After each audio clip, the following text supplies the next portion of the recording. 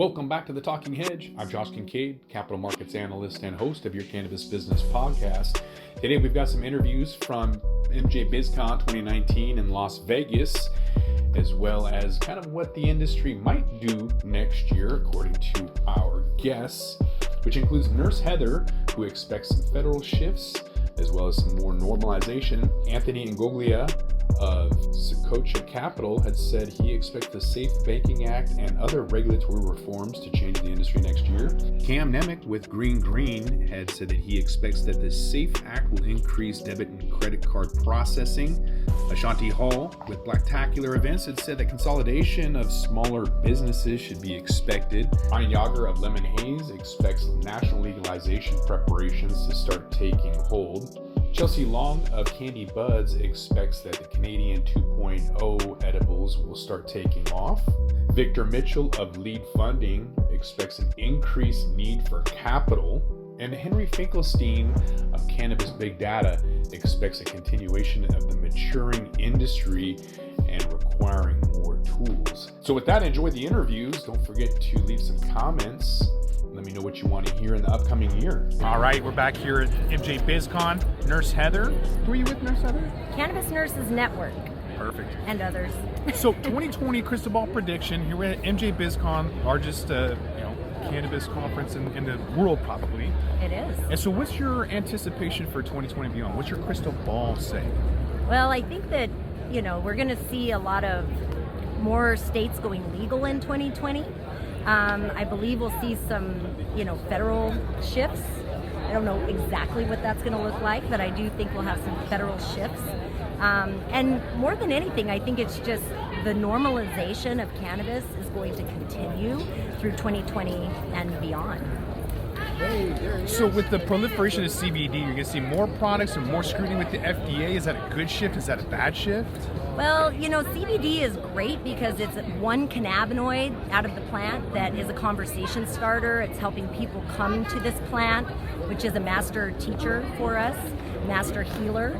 But I still am a big believer of the whole plant, full spectrum, all the goodness that this plant has to offer. I do see some issues with CBD alone. I think that they do need to do some regulation around it to some degree. Hot dog water is what we call isolates, so full spectrum is much better. That's our opinion on the podcast. Well, and right now, that there's the full spectrum, which is all the goodies, and then there's the broad spectrum, which has removed THC, and then you have the isolate, which is just the CBD isolate itself.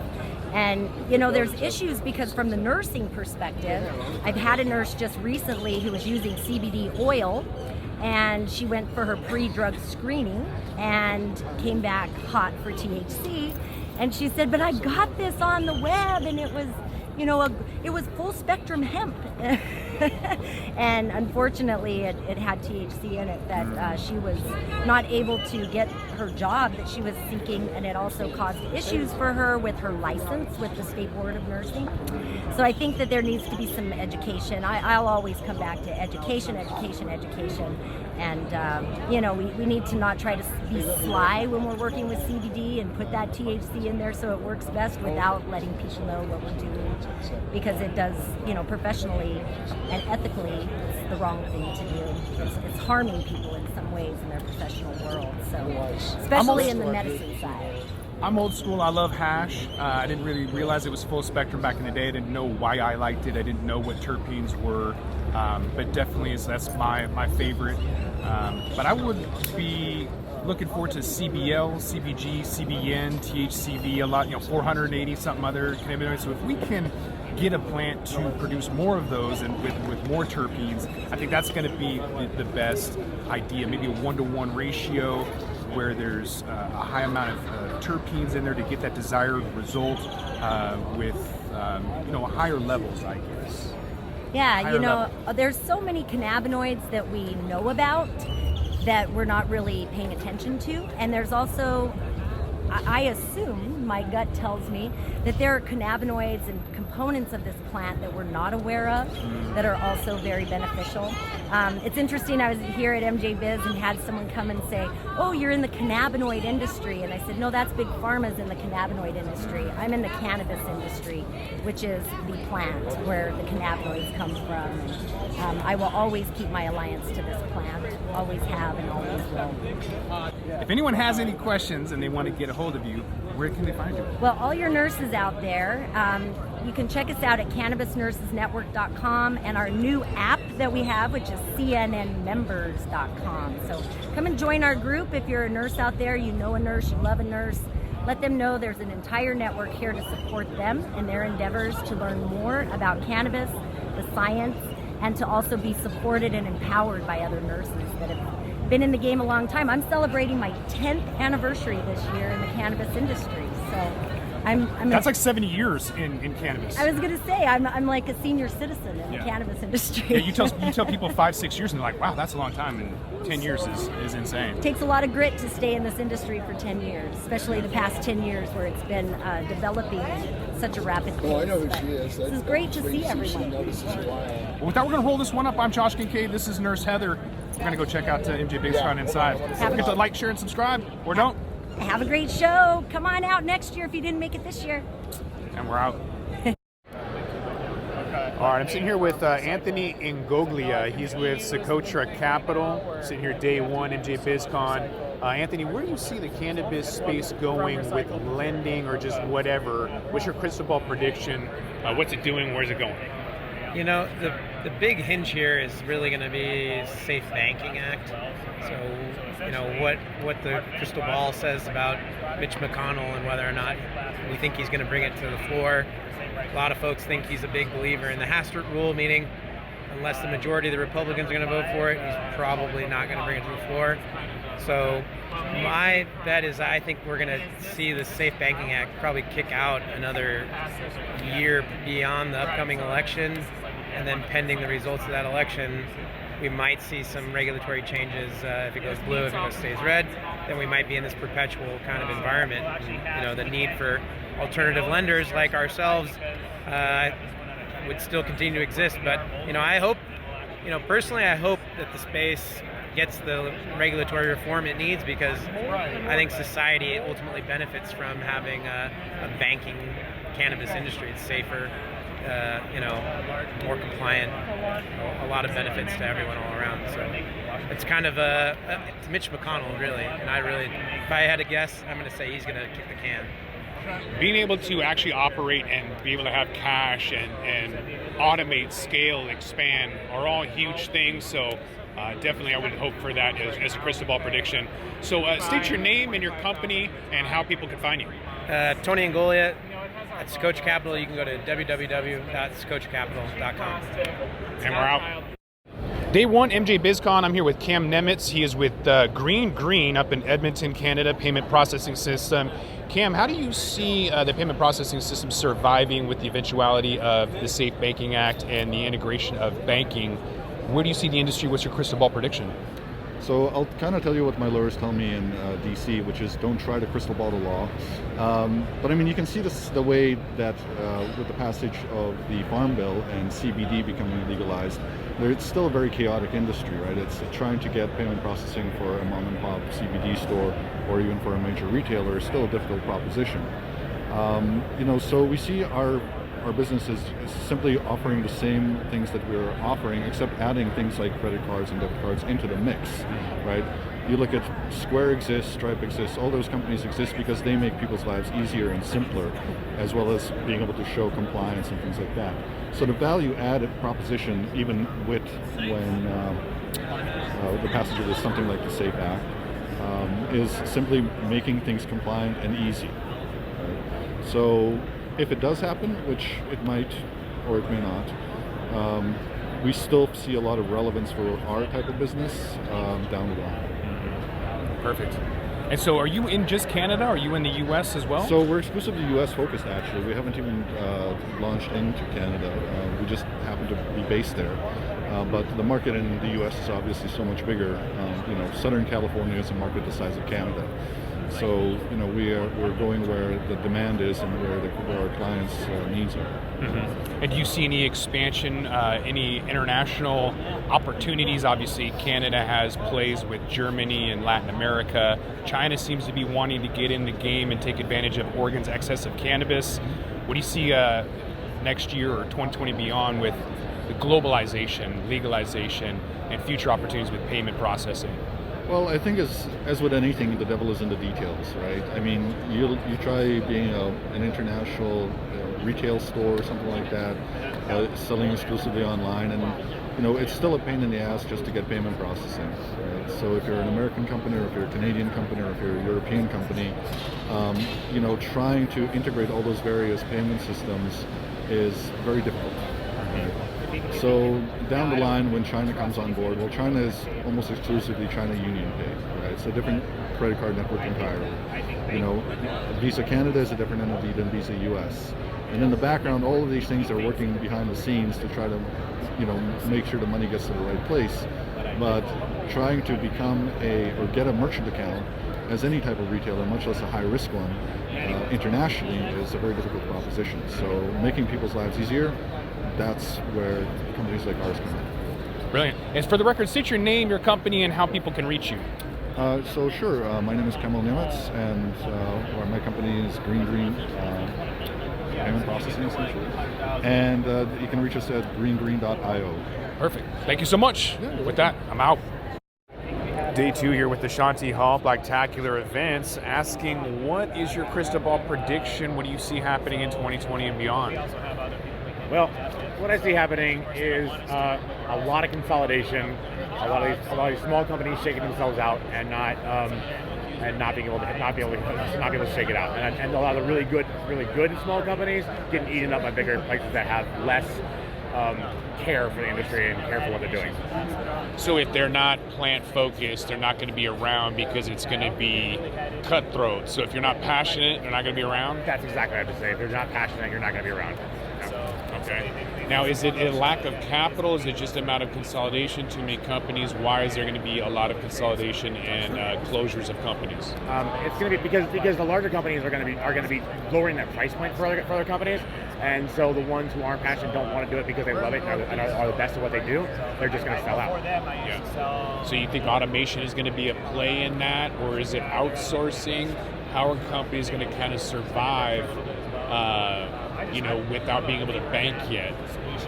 That's a really good question. I don't have it. I don't have the answer to that. Yeah, word. All right. Well, so state your name and company and how people can get a hold of you. Hi, Ashanti Hall, Indo Expo. You can find me at warriorofwisdom@gmail.com.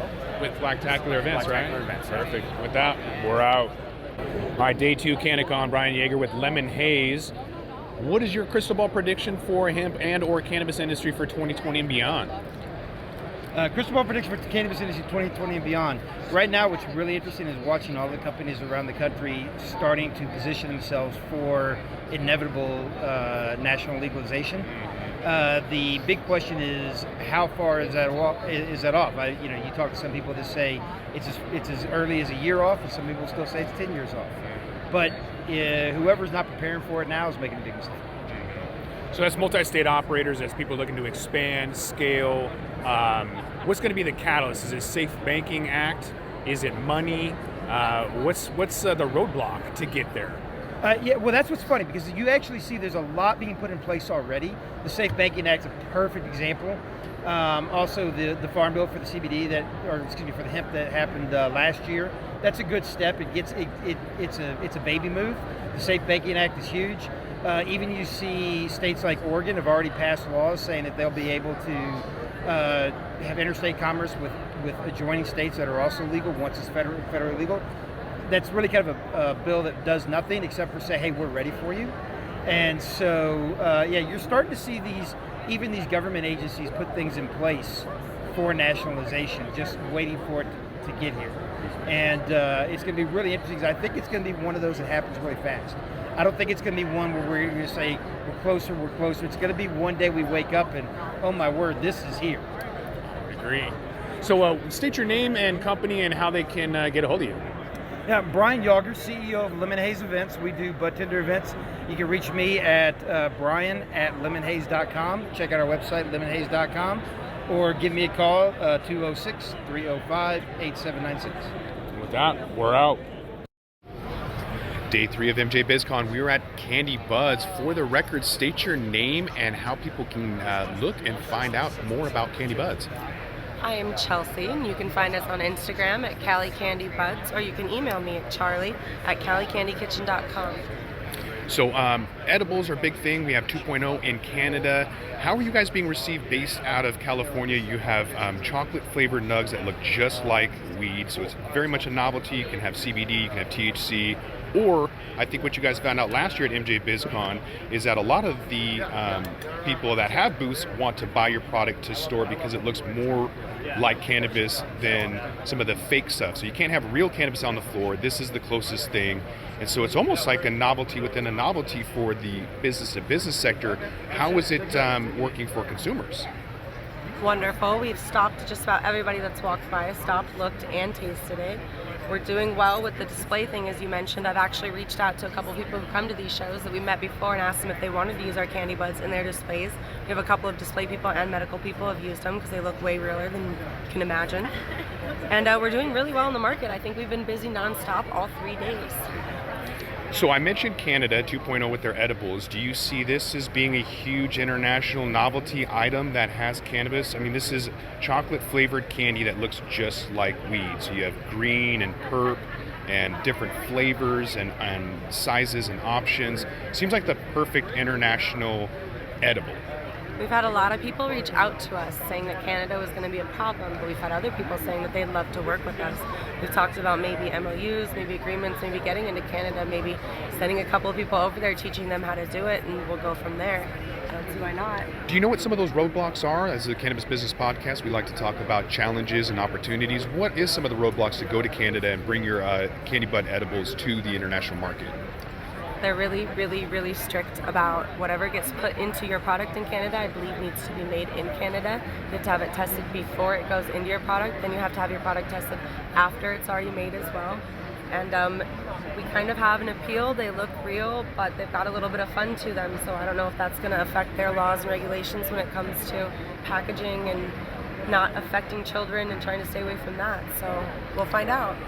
Yes, we all know about that. It can't have shapes and colors that are attractive to children, but this does look like a flower, and I don't know many kids that go out and eat flowers, so I'm not sure that that's relevant, but that is regulation. So tell us again who you are, where your company is, and how people can get a hold of you. I'm Chelsea. I manage the company. Our company is based out of Los Angeles. And you can get a hold of us by emailing us at charlie@CaliCandyKitchen.com. You can give Charlie a call, or you can hit us up on Instagram at Cali Candy Buds. I'll answer everything. Cali Candy Buds. They've got a bunch of flavors: OG Crisp Banana Split, Purple Punch, Blueberry Dream, Strawberry Fields, Strawberry, Moon Rocks, Apple Fritters, Pineapple Express, Cookies and Cream, Peanut Butter Crunch, all kinds of stuff. Looks great. Thank you, Chelsea. With that, we're out. So we are here at day 3, MJ Biz Con. I'm sitting here at Lead Funding with CEO and founder of Lead Funding, Victor Mitchell. Appreciate you being on the podcast. Oh, it's a pleasure to be here. Thank you for your time. Tell me about 2020 predictions with the cannabis space. Where do you see financing go? What do you think is going to happen? What is your crystal ball prediction for the industry?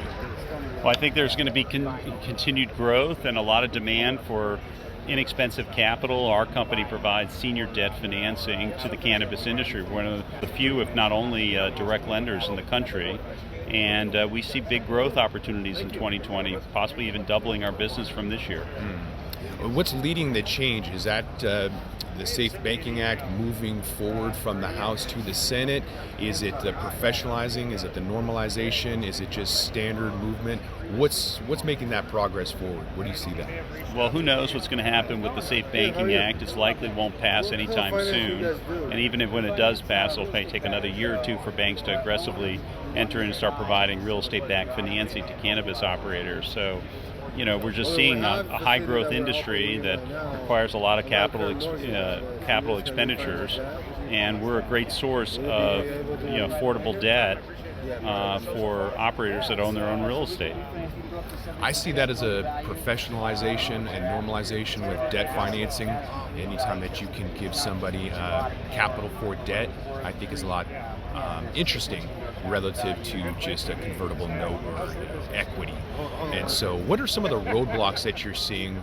Obviously, you can't have banking in the cannabis industry. What's holding people back from that eventuality?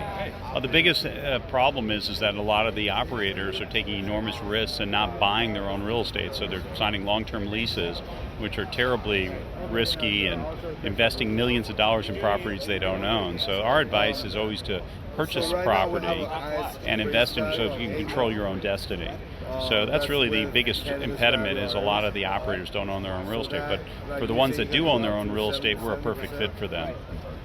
Brilliant. So if somebody wants to get a hold of you, can you state your name, company, and how people can get a hold of you?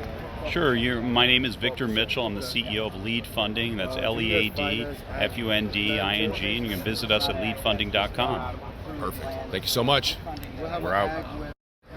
Day 3 of CannaCon, we're sitting here with Henry Finkelstein. He is the CEO of Cannabis Big Data, asking what is going to happen in 2020 and beyond, wondering about their intuitive data toolkits and how that's helping them to predict the future. So Henry, first off, thanks for being on the podcast.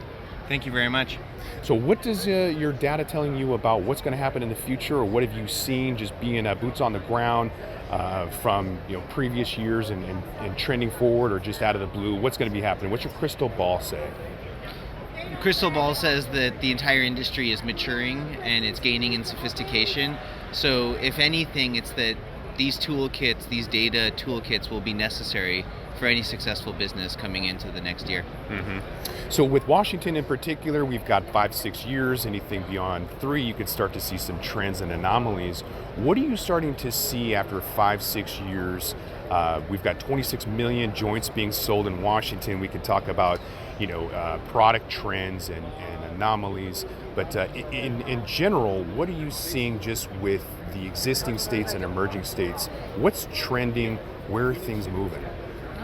It's moving towards a business owner that absolutely categorically must know how to run their business, because these deeper pocketed players are coming in, they're putting in management teams. It's a very different landscape in a different world now. So we're seeing these smaller players getting elbowed out in a lot of states, and as a function of that, need to have the resources and the toolkits to keep up with and compete with these larger players. It's a very concise way of saying that anybody who doesn't have a bunch of SKUs that are already generating revenue, if you're not already doing that, you're probably way behind. A lot of people that don't have that war chest to continue with regulations that are going to affect their business, if it's shapes or colors or just general rules that aren't allowing you to continue as a going concern, and you don't have the additional SKUs to pivot to stay relevant, you're going to be out of business. And a lot of people that are making claims and not able to fight those legislative loopholes are going to be out of business as well. What are some of the roadblocks that you're seeing for some of those companies that aren't able to make that transition? It's usually a culture and focus thing, and I say that with complete compassion and understanding. It's really hard to take an entire business and how it's been run and adapt it to a new reality. And so I think one of the challenges is even gaining access to the data. Exporting it from the various systems, integrating with where it's coming from can be challenging. What you get out can be gobbledygook in some cases. So putting that in a format that's intuitive and ultimately actionable. What do I do with this information? How does it help me make more money and stress less while I'm at it? That's the key, and that's the challenge at the same time. And there's so many companies that have this seed to sale software component, and all of these states like Washington that are paying companies like BioTrack and Leaf and MJ Freeway, and all of that data is broken. In Washington, we haven't had data for over 2 years now. It's been 26 months, and by law, we're supposed to have that data. We don't. And yet there's states like Maryland that are still signing these companies up, and yet they have no solid data to utilize. So that's difficult. But I guess ending on this this interview, what are some things that people can use in order to help them be a going concern? Is it Cannabis Big Data, or what is going to help give people that edge to survive? Yeah, for those of you that grew up in the 90s like myself, knowing is half the battle. it's really about having the education, the understanding up front of what you're trying to accomplish as a business, and understanding the metrics that will help underscore and inform the decisions that support those objectives and those goals. So on a very basic level, knowing is the first place to start. Knowing what you do want, knowing what you don't want, what you need, what you don't need. And certainly we have a lot of educational materials at Cannabis Big Data. Folks can go to our website at cannabisbigdata.co and gain some resources and some insights. We have a free data consultation for folks that just want to have the conversation and start thinking about it for themselves. But on a very basic level, they need to know what they need and what they don't need first, and then figure out how to implement it. And those are things that we can help with. All right, one last time, state your name, company, and how people can get a hold of you. Yeah, my name's Henry. I'm CEO of Cannabis Big Data. You can find us at cannabisbigdata.co and reach out at info@cannabisbigdata.co. Thank you. And with that, I'm Josh Kincaid. This is the Talking Hedge. Don't forget to like, share, and subscribe, or don't, and I'm out. By the way, if you enjoy the content, please show your support with the cushy gesture of $4.20 a month on the Talking Hedges Patreon page. This will kind of help you spread the word. I've been asked to speak all over the world, from Toronto and Colombia, Spain, Miami, all over, Tokyo. But your support's important to me. I haven't monetized the podcast. I want to be as authentic and transparent as possible. I want to avoid conflicts of interest or even the perception of paid opinions. So don't forget to like, share, and subscribe, or pay me on the Talking Hedges Patreon page, or don't, and I'm out.